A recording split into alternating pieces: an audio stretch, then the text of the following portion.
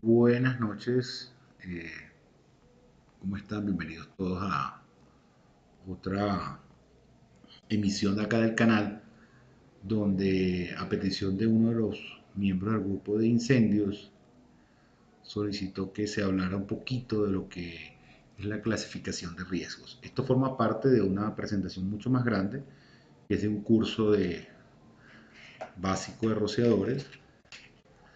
Es muy probable que mucha gente que vea el video considere que esto es muy básico. Sin embargo, eh, estoy seguro que puede ser de ayuda para muchas personas. Esto solamente se va a basar en lo referente a clasificación de riesgos de ocupación. ¿De acuerdo?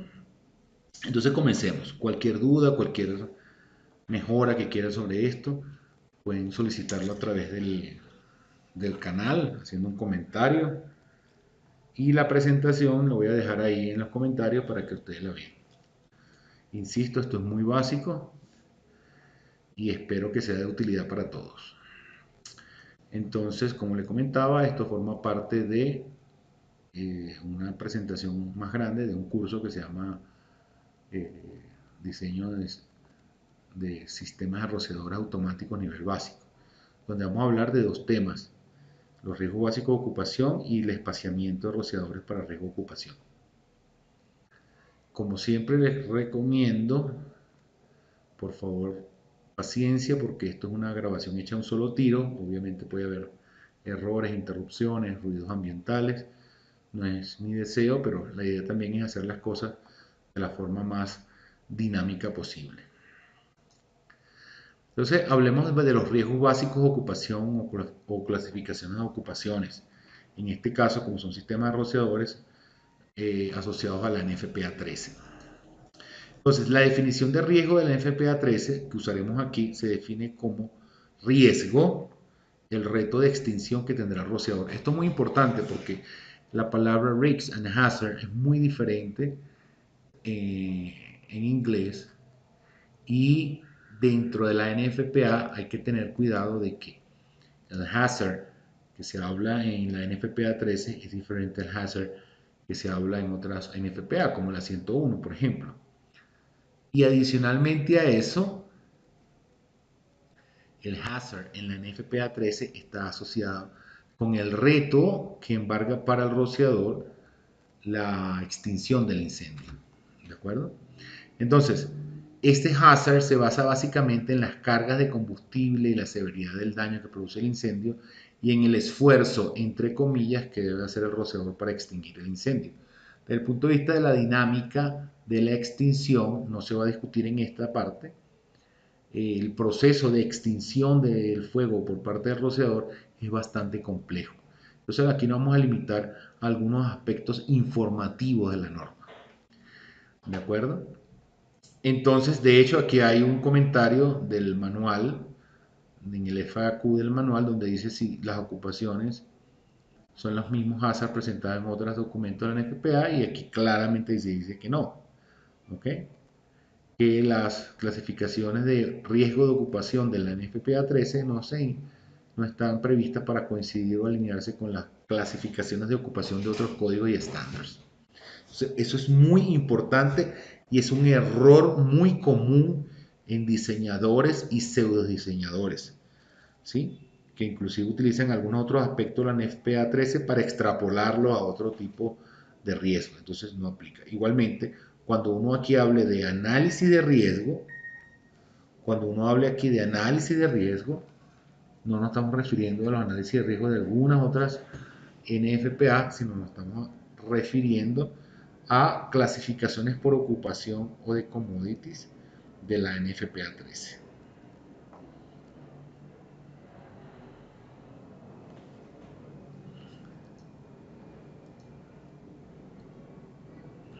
Entonces, todas las clasificaciones de ocupación de la NFPA 13 están relacionadas única y exclusivamente a rociadores, tanto su diseño como su instalación, como a los requerimientos de agua de los mismos. ¿De acuerdo? Ahora bien, En el caso de la clasificación, es muy importante recalcar que el único responsable por la clasificación de los riesgos es el diseñador, ¿de acuerdo? Y eso está establecido en la norma. Es el único responsable. Entonces, ¿a qué se refiere con eso? Que cuando usted se siente a diseñar y a clasificar el riesgo de ocupación de un área o el riesgo asociado a un commodity, no lo vamos a discutir en esta presentación, usted es el único responsable. Es decir, no tiene por qué exigirle a la autoridad competente o a un tercero que le diga cuál es el riesgo de ocupación. Si eventualmente la clasificación de ocupación o las determinaciones de los riesgos de acuerdo a la NFPA 13 a veces pueden confundir. Más sin embargo, el único responsable es usted.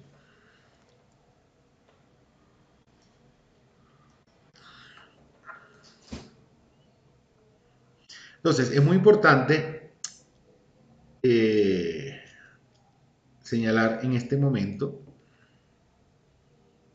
es muy importante señalar en este momento que las definiciones y ejemplos de la NFPA son muy subjetivas y abiertas, por lo cual la clasificación de las ocupaciones en función del riesgo por NFPA 13 se aprende con la experiencia. ¿De acuerdo? Entonces, es importante no confundir la clasificación de la ocupación para fines del NFPA 13 con los análisis de riesgo o clasificaciones de riesgo de otras normas en NFPA. Insisto en eso. ¿De acuerdo? Entonces, veamos las clasificaciones de riesgo por ocupación de la NFPA 13 para los sistemas rociadores. Todo lo que se hable aquí está asociado a la NFPA 13 2016. Entonces ustedes se preguntarán, bueno, pero ¿por qué no lo hace con la 2019? Bueno, por dos razones. La primera, porque ya la presentación estaba hecha con 2016. Segundo, porque muy probablemente la NFPA en español que sea liberada por la NFPA sea la versión del 2016. Entonces, todo lo que digamos aquí que aplica para la 2016 aplicaría para la versión en español.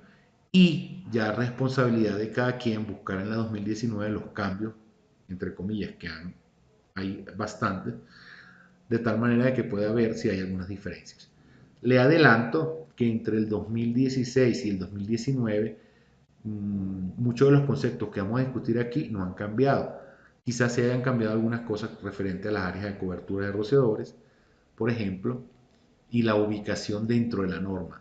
Pero los conceptos, digamos, en un 90% siguen siendo los mismos. Entonces, usted ve la presentación, oye el cuento y después ve en la 2019, si la tiene a mano, cuáles pueden ser los posibles cambios. Entonces hablemos, en la clasificación de ocupación, la primera clasificación de ocupación que aparece en la NFPA 13 es la de Light Hazard Occupancies. Esto en español nosotros lo llamamos riesgo bajo o ligero. ¿Ok? Y este riesgo bajo o ligero se refiere a aquellas ocupaciones o porciones de aquellas ocupaciones que tienen una cantidad de combustible muy baja y donde los incendios que se van a generar son de muy baja liberación de calor o heat release. ¿Okay? Si bien vamos a ver más adelante ejemplos, un riesgo ligero está asociado a un área que prácticamente no hay cargas combustibles o si existen las cargas combustibles son de muy baja liberación de calor. La otra clasificación por ocupación son las de riesgo ordinario, Ordinary Hazard Occupancies. Ahora, fíjense ustedes, la traducción de Ordinary Hazard literal del inglés a español es de riesgo común. ¿Sí? Y de hecho aquí yo coloco el término que podría ser la aproximación más cercana a esa traducción, riesgo común, Ordinary Hazard. Mucha gente ha agarrado, y yo también, desde hace 20 años, el término ordinary y lo hemos traducido como ordinario. Sí, pero cuando hablamos de ordinary hazard, hablamos de un riesgo común. ¿A qué se refiere? Un riesgo común y corriente, un riesgo que se consigue en todas partes. Y ese riesgo común se refiere a aquellas ocupaciones o porciones de aquellas ocupaciones donde la combustibilidad es baja, la cantidad de combustible es moderada Eventualmente hay almacenamiento en pilas que no exceden los 2,4 metros y los fuegos son de liberación moderada de calor. Fíjense ustedes que estas definiciones son muy subjetivas y creo que yo lo comento más adelante, más atrás, disculpen, en la presentación. Cuando hablo que es subjetiva es que para mí lo que pueda significar una liberación, una rata de liberación de calor moderada, para otra persona puede ser una rata de liberación más alta. Entonces, ¿por qué la NFPA 13 no contiene valores específicos? Bueno, las ocupaciones de riesgo ordinario son aquellas que tienen una liberación de calor entre tantos kilovatios por hora más y estos kilovatios por hora. Simplemente porque la intención de la NFPA 13 es el diseño de sistemas rociadores que controlen el fuego, salvo las excepciones que están claramente explicadas en la norma. Entonces, y esto es importante que se entienda, cualquier diseño que se haga de rociadores por riesgo de ocupación son tendientes a un control del incendio. Es sumamente interesante este concepto, digamos, este espíritu de la protección, porque mucha gente presume, y los puristas presumen, que la finalidad de un sistema de rociadores que protege un riesgo de ocupación es la extinción del incendio, y no es así. El espíritu es la de controlar el incendio y mantenerlo lo más pequeño posible de tal manera de que no se generen ciertos fenómenos que en el curso de protección con rociadores se discuten, ¿sí? Que afectan la estructura y la vida de las personas que están dentro de la ocupación. Sin embargo, se ha demostrado que los rociadores automáticos pueden extinguir el incendio, aunque se diseñen para controlarlo.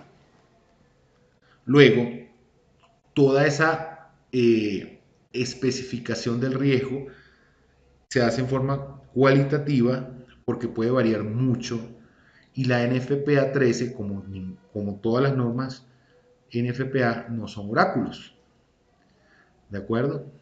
Y porque están orientadas también a técnicos y a ingenieros que no necesariamente son especialistas en incendios, no son Fire Protection Engineer.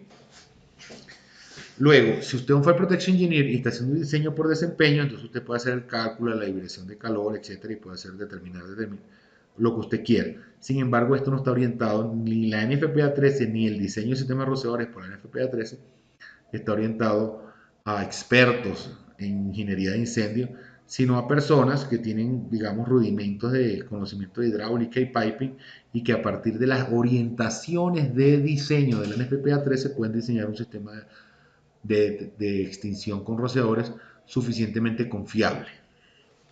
¿Ok? Igualmente tenemos dentro de las ocupaciones de riesgo ordinario, el riesgo ordinario 2, tenemos dos tipos de riesgo ordinario 1, riesgo ordinario 2, que nosotros llamamos Ordinary Hazard Group 2 o riesgo común grupo 2.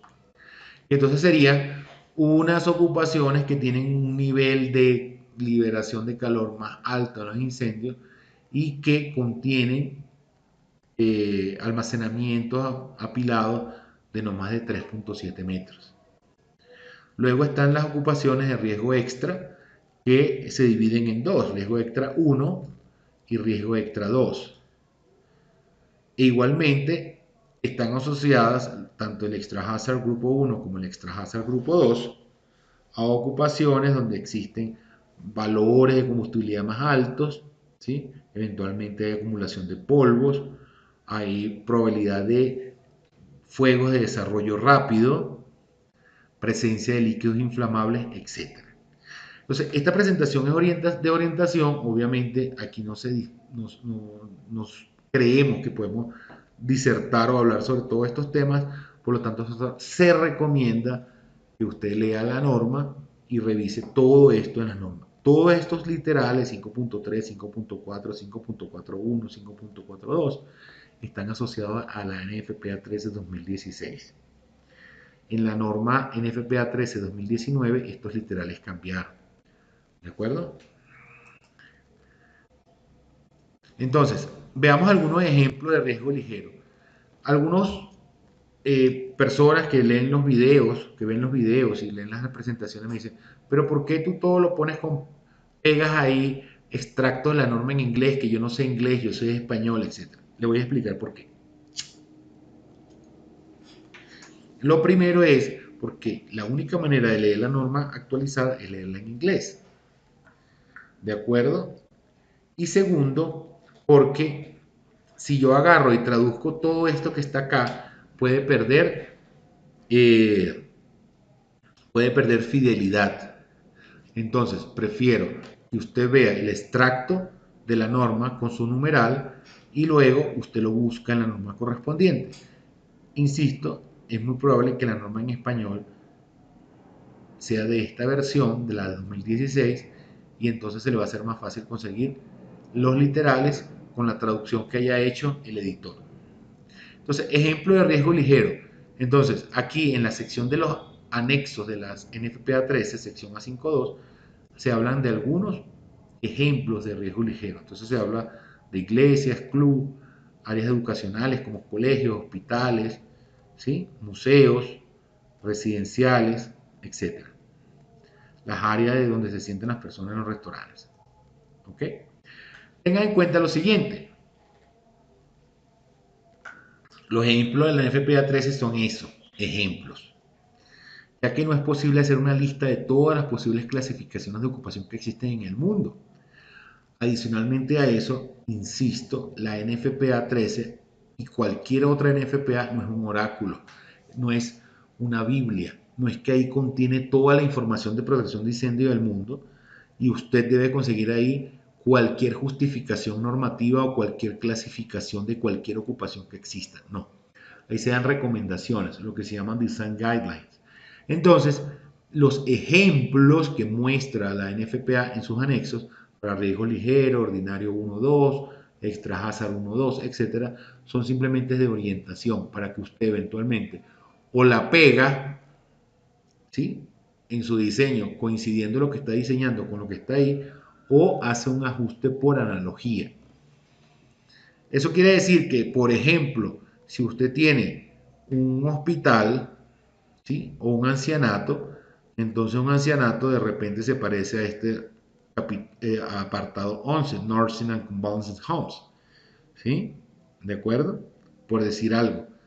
Igualmente, si usted tiene un lugar de reunión, es muy probable que church, que es un lugar de reunión por la definición de la NFPA 101, se parezca a su consejo comunal o al área comunal, al salón comunal de su edificio.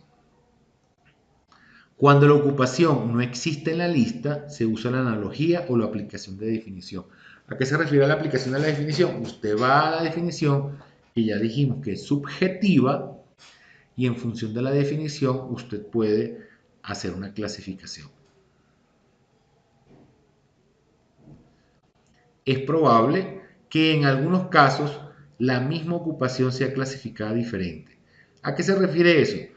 Como el criterio de clasificación de la norma es tan abierto y es subjetivo y los ejemplos son ejemplos genéricos, es muy probable que usted haga una clasificación diferente a la que haga otro ingeniero. Entonces, ¿eso está malo o está bueno? Bueno, eso depende. Ustedes saben, si me conocen, que yo estoy en contra de los puristas, esa gente que aplica con vernier, ¿sí? Con pie de rey, la norma, porque la norma en teoría es una guía de diseño, aparte que está sobredimensionada. Entonces, si usted hace una clasificación basada en la definición, como la definición es subjetiva, es muy probable que usted pueda tener una divergencia respecto a la clasificación que haga otro ingeniero. Entonces la pregunta es, ¿eso está mal o está bien? A la final, quien determina si está mal o está bien es la autoridad competente, un tercero que revisa la ingeniería. En la mayoría de los casos, las clasificaciones son coincidentes. digamos que hay una desviación como el 20% en las cuales las desviaciones, perdón, las clasificaciones pueden ser muy diferentes, pero en la mayoría de los casos las clasificaciones son muy coincidentes. Cuando las clasificaciones no son coincidentes, le toca a usted demostrar su criterio, tan sencillo como eso. ¿Sí? A nadie lo han metido preso porque haya clasificado inadecuadamente una ocupación. A usted lo meten preso si el diseño que usted hizo para esa ocupación no controló el incendio. Aquí hay ejemplos de riesgo ordinario grupo 1, por ejemplo, lo que son panaderías, enlatadoras de alimentos, plantas electrónicas, laundries son lavanderías, decimos en Venezuela, acá en Colombia son dry cleaning, ¿sí? Lavaseco, mechanical rooms, etc. Entonces, para ciertas condiciones, los riesgos de almacenaje se consideran como riesgo de ocupación. Entonces, dentro de la norma, cuando usted está clasificando almacenamiento, si el almacenamiento está por debajo de cierta altura, dependiendo de la mercancía, es probable que lo referencien a una clasificación de ocupación.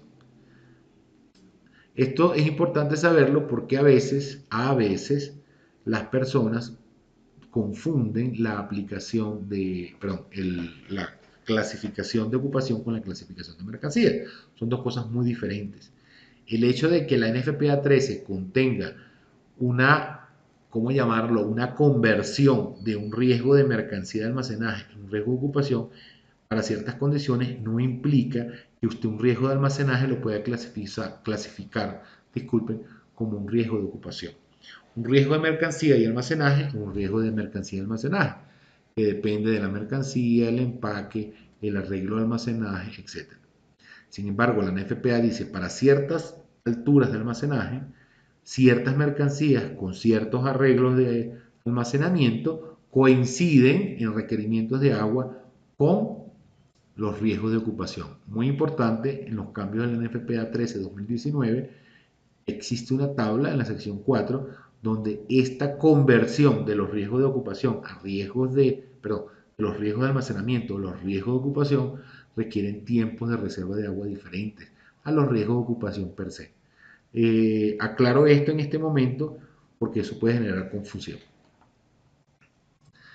Otro ejemplo de riesgo ordinario grupo 2, tenemos eh, molinos de cereal donde muelen el trigo para hacer la harina de trigo, para hacer pan y hacer pasta, ¿sí? Destilerías, establos de caballos. Un error muy común que comete mucha gente, aquí en esta parte 15, en mercantil, es que todas las ocupaciones de los centros comerciales, que son mercantil por la 101, son riesgo ordinario grupo 2. Y mucha gente piensa que son riesgo ligero. Entonces, como las diferencias son muy notables entre el área máxima de cobertura de rociadores entre el riesgo ordinario y el riesgo ligero, a veces se cometen errores estructurales en el diseño de esos sistemas.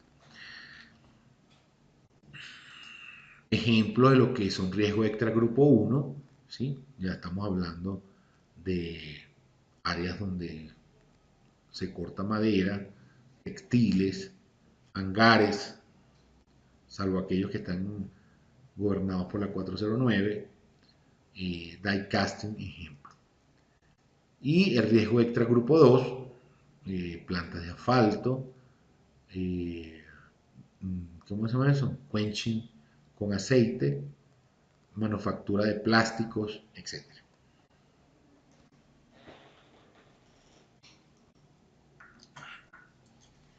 Entonces, hagamos algunos ejemplos a ver si entendimos esto. Entonces, como esto es un video, tendría que retroceder un poquito para ver eh, los ejemplos de clasificaciones o si no, bajar la presentación y realizarla.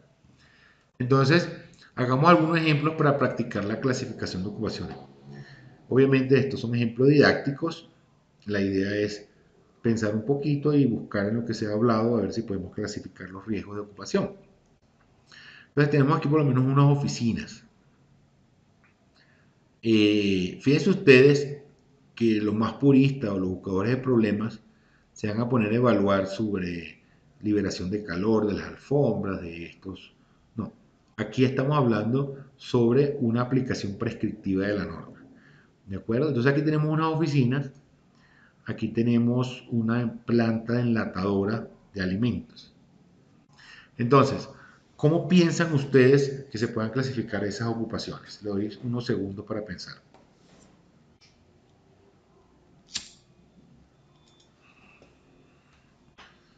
Bueno, me imagino que ya pensaron. Entonces, esta área sería un riesgo ligero, porque esto corresponde a un riesgo de oficinas, que ya se están dentro inclusive de las sugerencias de clasificación del NFPA 13.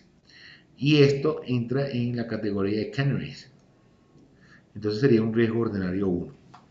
Ahora, si no estuviera esto dentro de las listas, en la clasificación yo aplicaría analogía. ¿De acuerdo? Entonces, ¿dónde piensan ustedes que hay más posibilidad de existencia de cargas combustibles? ¿En la parte de las oficinas o en las partes del cannery? Correcto, en la parte de las canneries. Entonces, aquí obviamente el riesgo es más alto que aquí. Veamos otro ejemplo. Tenemos aquí una embotelladora y un hangar. ¿Cuál de los dos tendría el riesgo más alto?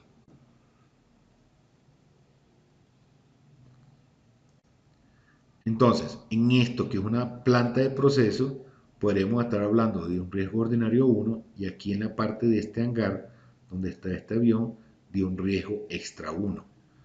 ¿Dónde hay más acumulación de combustible? ¿Aquí donde yo estoy haciendo estas botellas o aquí donde estoy guardando un avión donde las alas son reservorios de combustible? ¿Sí van captando la idea de la clasificación? Veamos otro ejemplo. Tenemos aquí una planta de molinos de harina. Y aquí tenemos una panadería. Bueno, una panadería bastante bonita, ¿no? Pero una panadería al fin. Entonces, ¿cuál de estos dos tendría el riesgo mayor?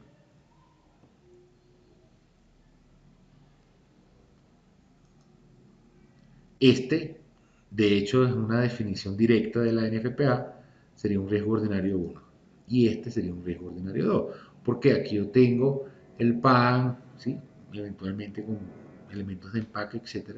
Pero aquí tengo atmósferas con presencia de polvo de la harina y obviamente aquí hay más riesgo de ocurrencia de un incendio que aquí.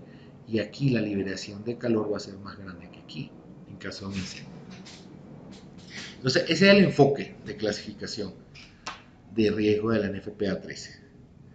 Es bastante primitivo, pero recuerde que está orientado a que se aplique la subjetividad del diseñador. Si usted quiere hacer una clasificación más profunda, más perfecta, le toca hacer análisis por desempeño. Entonces le toca hacer una simulación del incendio, ver la temperatura en los techos, ver un montón de variables que la NFPA 13 no le va a mostrar.